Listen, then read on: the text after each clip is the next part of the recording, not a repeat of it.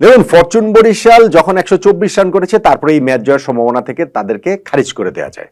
একদম আমি শেষের কথা শুরুতেই বলে ফেললাম। 124 রান করে জয়ের হিসাব নিকাশ তারা আসলে কিভাবে করবে? 180 প্লাস চাই কি 200 এর কাছাকাছি রান করতে হতো। এখানে অনেকগুলো ফ্যাক্টর রয়েছে, যেমন দিনের আজকে তো সারাটা দিনই তো মেঘলা ছিল, শিশির ছিল, শীতের ওই যে কুয়াশাটা ছিল। প্রথম ম্যাচটাতে আমরা দেখেছি যে ঢাকা ক্যাপিটালসের 174 রান দুর্বার রাজশাহী পেরিয়ে গিয়েছে এবং ম্যাচ যত গড়িয়েছে সেকেন্ড ইনিংস স্পেশালি বোলারদের জন্য বল গ্রিপ করা কঠিন হয়ে গিয়েছে।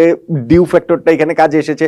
ফলে এই ম্যাচটা যখন সন্ধ্যার পরে সেকেন্ড ইনিংসটা রাতে গড়াবে, সো সেকেন্ড ইনিংসে বোলিংটা তো আরো কঠিন হবে। সো আপনি এখানটাতে যেটা পার স্কোর সেখান থেকেও আপনার 20 রান করতে হবে এই কন্ডিশন, ডিউ ফ্যাক্টর, এইসব জিনিসের কথা মাথায় রেখে।